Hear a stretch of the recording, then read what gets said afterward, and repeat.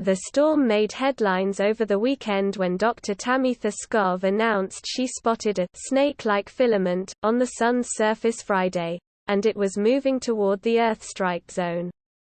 Auroras were seen earlier Friday morning, right when the storm hit, filling the northern skies with stunning electric shades of purples and greens. Mike Cook, who works in space weather operations, told DailyMail.com, "There have been several CME, coronal mass ejections, eruptions the last few days, solar storms, but there is also a coronal hole, the black hole-like structures, which is center disk. We should see impacts from that in the next 2 to 3 days." And is correct.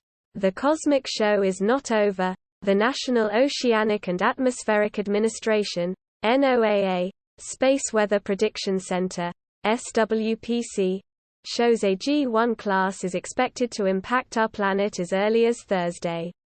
And late as Friday. Scroll down for video. Data also shows a crack opened in Earth's magnetic field Tuesday, making way for solar winds to enter our planet's magnetosphere, a region that shields us from harmful solar and cosmic particles. Along with weakening the power grid and interfering with satellite operations, NOAA warns this type of system will greatly affect migratory animals. CMEs can eject billions of tons of coronal material, which eruptions have the potential to trigger space weather that can interfere with satellites and power grids on Earth, and can be harmful to unprotected astronauts. The National Oceanic and Atmospheric Administration, NOAA, Space Weather Prediction Center, SWPC, shows a G1 class is expected to impact our planet as early as Thursday and late as Friday. Data also shows a crack opened in Earth's magnetic field Tuesday, making way for solar winds to enter our planet's magnetosphere, a region that shields us from harmful solar and cosmic particles.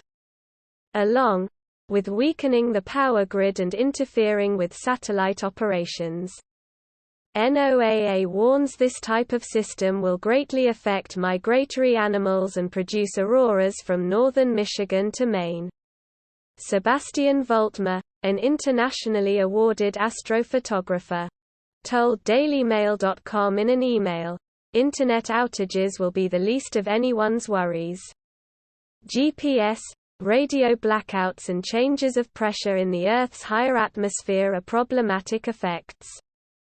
Last time a bunch of around 40 SpaceX Starlink satellites burned up due to a solar storm.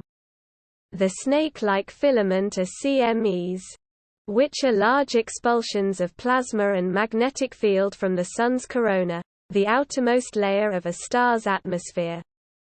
CMEs can eject billions of tons of coronal material. The Sun has fascinated humans since the beginning of time.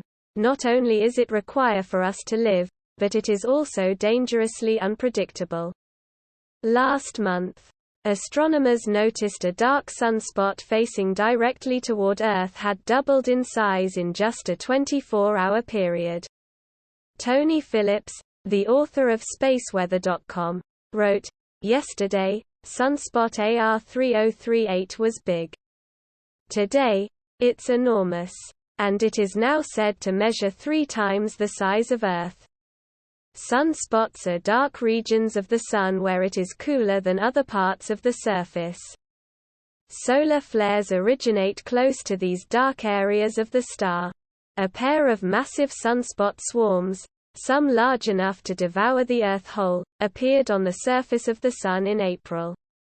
Dubbed AR2993 and AR2994, the two active regions sent scientists into overdrive in order to learn if Earth should brace for powerful solar flares, but thankfully none were sent our way. However, in early April Earth narrowly missed a plasma ejection, linked to a sunspot group that had appeared earlier on the star. The recent increase in activity from the Sun is the result of it coming towards the most active phase in its 11-year solar cycle, hitting peak activity in 2024.